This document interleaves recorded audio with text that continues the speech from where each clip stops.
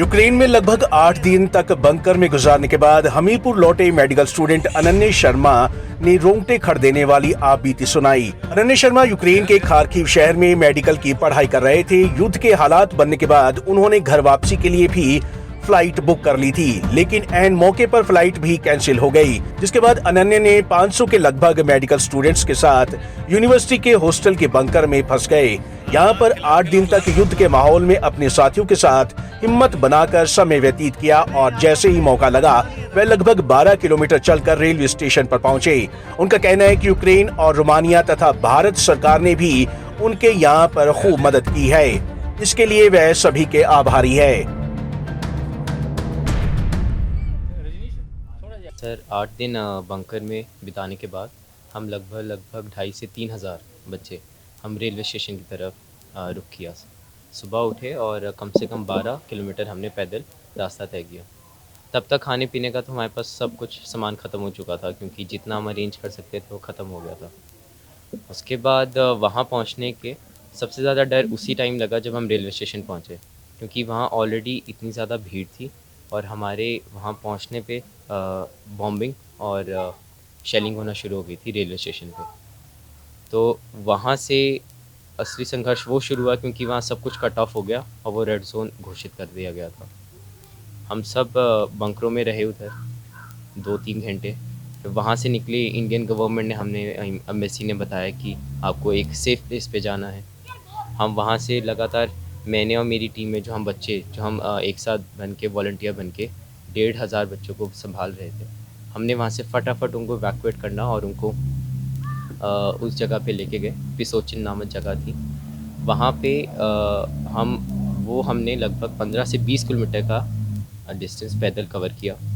Ukrainian military ने हमें बड़ी सपोर्ट करी, ऐसी बात नहीं है। उन्होंने हमें बॉर्डर जो सिटी का बॉर्डर था क्रॉस करने में बड़ी मदद करी, क्योंकि कॉन्टीन्यूसली उस टाइम बॉम्बिंग और शेलिंग हो रही थी। ऊपर से जेट जा रहे थे और हमें सारे डरे हुए थे। इतने सारे बच्चे थे जो बैठ गए थे, रो रहे थे, उनको जिनको हमें संभालना पड़ा था। मैंने इतने सारे बच्चों को उठा के आगे भेजा कि चलो निकलो, यहाँ से निकलना ज़रूरी है।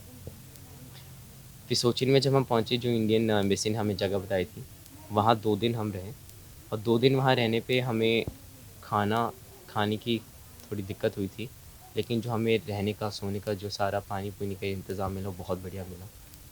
वहाँ से हम अपनी खुद की बसें करके फिर रोमानिया बॉर्डर की तरफ रुख किया हमने। और जब हमने रोमानिया बॉर्डर क्रॉस किया 3 किलोमीटर का, वो हम दोबारा पैदल चले।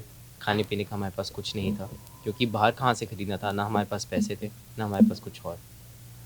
जैसे तैसे करके जब हमने वो बॉर्डर क्रॉस किया, तो जो इंडियन ऑफिशियल्स थे जिन्होंने हमें ग्रीट किया, इंटरनेशनल ऑर्गेनाइजेशंस जो वहाँ ऑलरेडी थी, उन्होंने हमें काफ़ी मदद करी, खाने के लिए दिया, पीने के लिए दिया। और जो वहाँ शेल्टर, रोमानियन शेल्टर में जहाँ हम रहे, हमारा बहुत अच्छी तरह स्वागत हुआ।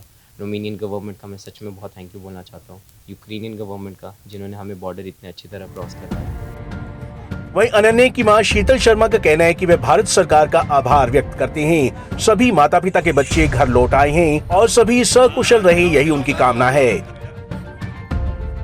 जी, बहुत खुशी है। अपना बच्चा अपने घर आएगा तो खुशी तो माँ बाप को सबको होती है।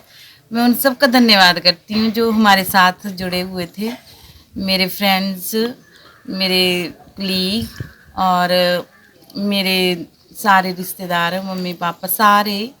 और साथ में अनन्या का बड़ा सपोर्ट रहा, जो साथ साथ में हमें गाइड करता रहा। और मैं भारत सरकार का बहुत बहुत धन्यवाद करती हूँ और साथ में हिमाचल सरकार का भी बहुत बहुत धन्यवाद करती हूँ कि जिन्होंने हमें, हमारे बच्चे की इतना सपोर्ट करके, एम्बेसी से बात करके यहाँ तक पहुँचाया। और मैं न्यूज़ चैनल सभी का धन्यवाद करती हूँ जिन्होंने पग पग पर हमें हौसला देते रहे। और इस जो वहीं अनन्या की दादी सत्या देवी का कहना है कि जब उनका पोता यूक्रेन में था तो उन्हें रातों में नींद नहीं आती थी। जब पोते से फोन पर बात होती थी तब जाकर कहीं उनकी आंख लगती थी। नहीं देखिए, पहले तो मैं सभी को, आप सबको शुक्रिया करता हूँ कि आपके द्वारा, मीडिया के द्वारा जो काफ़ी आवाज़ उठाई गई, तो काफ़ी इसके बारे में अवेयरनेस प्रेरित हुई, तो और भी जो लोग थे वो भी जुड़े इसके साथ में। तो आप सबका बहुत बहुत धन्यवाद। और ये बिल्कुल सही है कि काफ़ी पिछले 10-12 दिन जो थे वो काफ़ी टेंस निकले सभी फैमिलीज़ के। तो आज बेटा सकुशल वापस आ गया है, कल पहुंचा है, तो काफ़ी सुकून सबको मिला है और हमें भी मिला है। और इसके लिए मैं अपना भारत सरकार, हिमाचल सरकार, हमारा हमीरपुर एडमिनिस्ट्रेशन, डीसी हैं, एसपी ऑफिस है और आपका कंट्रोल रूम्स जो सेट किए थे, तहसीलदार साहब हमारे घर आए थे, तो इनके अलावा जो परोक्ष और अप्रोक्ष रूप में जो भी हमारे साथ रहे और हमारे बच्चों के लिए दुआएं की, तो और हमारा हौसला अफजाई की, हमारे हौसला बनाए रखा, उन सबको मैं शुक्रिया कहता हूँ। वहीं अनन्या के पिता संजीव शर्मा ने प्रशासन का आभार व्यक्त किया है। जब तक हमें नींद नहीं आती थी, जब तक इसका फ़ोन नहीं आता था, ये कैसे भी करके हमें फ़ोन करता था, जिससे दादा दादी कोई तकलीफ़ नहीं हो, कि माँ बाप को कोई तकलीफ़ नहीं हो। और पूरे रिश्तेदार हमारे से पूछते थे अभी क्या हुआ, अभी क्या हुआ, अभी क्या हुआ। मैंने बोला सब ठीक है, आप आशीर्वाद दो बस माता रानी का। यही हमारे ये साथ माता रानी भी थी और यही माता रानी से हमारी विनती भी थी कि सबके बच्चे ठीक ठाक घर आए।